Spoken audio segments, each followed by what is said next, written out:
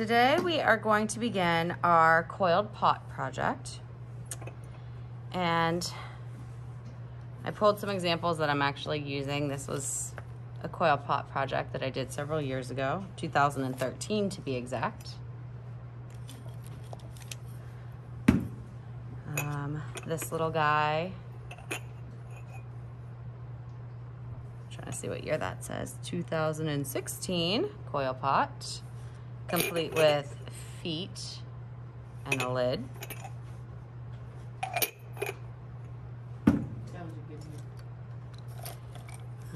This one doesn't have the year on it, which I made it.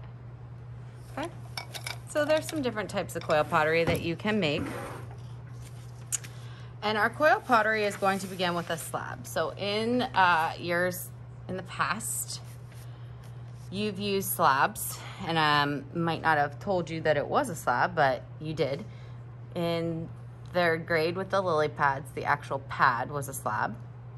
And in fourth grade, the leaf was a slab. Owl was a slab that you added pieces to. So a slab is basically just a piece of clay that's rolled fairly thin, in this case about 1/4 of an inch thick, and I've already pre-cut these for you for your base.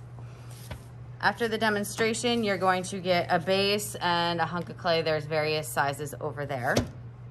Your table should have a container with some tools in it. You got the wooden needle tool, you have a fork, and you do have a clay knife available to you. I'm gonna switch this one up. Okay. You are going to probably want to work on scratch paper. I don't mind if you work on the table. However, sometimes your clay will get stuck to the table. So if you're doing that, just be aware and keep lifting your base up. Okay. Oh, and slip, which we know is basically clay completely wet to make clay glue, basically. So clay mud. Yeah. All right. So let's begin. I'm going to quickly show you how to make a simple coil, and I'm going to let you go from there. As far as the designs, the spirals and things like that, there is a link on your Google Classroom as far as how to make them. I'm not going to waste everybody's time showing you, especially when some of you have already watched how to make them. So the first thing you're going to do is, on your scratch paper, you have your base. You're going to put your name. I'm just going to put EX, for example, or extra. But you would put your name and class code, and don't write too far down into this, just so that we can read it. And parents really love if you put the year on it. So 2, 0, 2, 1, flip it over. Okay. Then we're gonna make some coils. I'm gonna take my clay and make all my coils right away. So this is really one of the only reasons you have your clay knife. I like to cut it into slices. And you're gonna roll it between your hands and on the table. Now, again, this is one of these projects where I can't sit and build pottery. I have to stand because I have to get the, like, almost the pressure and the weight of my body over top. So I want to roll. If you hear this, let me try it. Do you hear that? That means you do not have a coil, that you have a side that is thicker or thinner and it's not round. It's still being spread out. So I am rolling with the palm of my hand here, not so much the fingertips. And I want my coils to be about the size of a pencil, thickness of a pencil, if not a little bit thicker, especially at the bottom, attaching to the base. You want some thick coils. So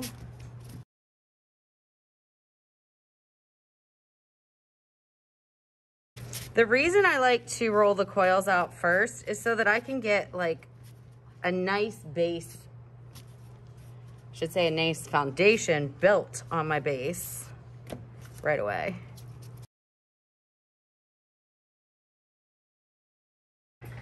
Once I have my coils rolled, I'm going to score and slip. So you know from years prior that scoring is scratching the surface with little marks, and slip is this clay glue. So around the outer edge, I'm going to scratch with my fork.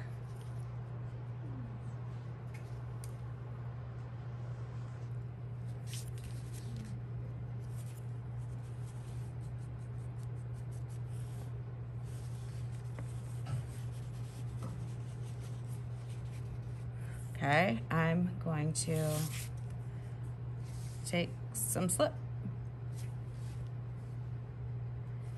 Kind of dab paint it on there. This is really the only time that we have to use slip. As long as your clay is moist, you should be okay to not use it past this point. So I want everybody to start with just a simple coil. I don't want you to start with a decorative coil. And I'm going to press the one side down, wrap it around. Now in the video, the lady cut where the coil stopped and started. We're just gonna go right on top. If I place my coil out a little further, my vessel is gonna start coming outward. If I just keep it right on top, it's going to go up and down.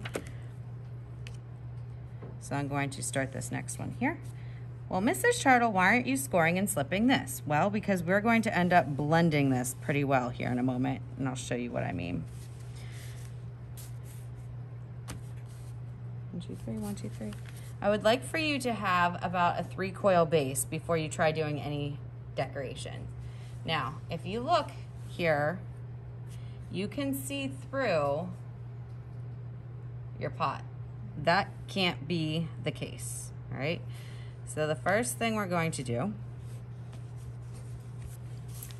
is brace the outside with our hand, and you're gonna take your thumb, or if you really need to, the back of your clay knife, but be careful. It's not like these are gonna cut you, but it might. Or better yet, your wood needle tool or your knuckle. I like using just my thumb, and I am going to slide down and blend those together. Can you see what I did there? Do you see how I literally moved the clay from this top coil, second coil, bottom coil, and base together? And I'm bracing the outside. I'm gonna do this all the way around. You want to do this every time you complete like a decorated row or about 3 coils. So I use my thumb. Like I get clay stuck underneath my thumb now doing this. It might feel odd at first, but it'll be okay because your pot's not gonna fall apart then.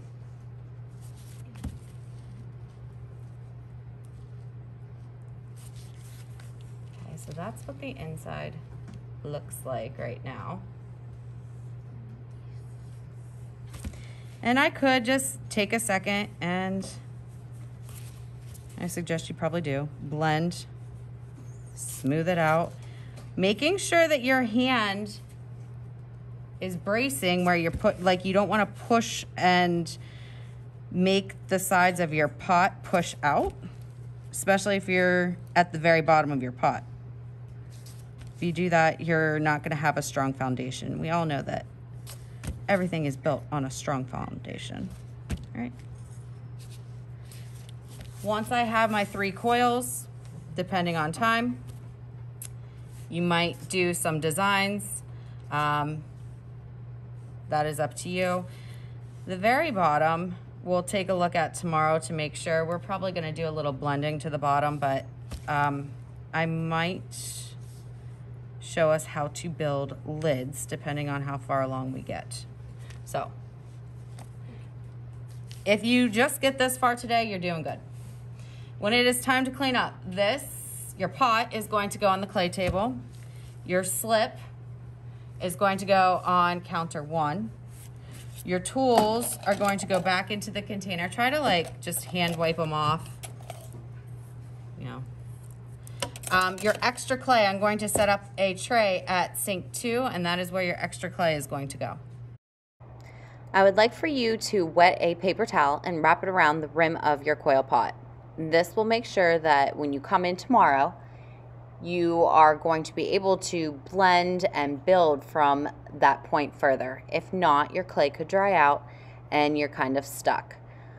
Please make sure that your scratch paper is also going in the garbage and tables are wiped down at the end of class.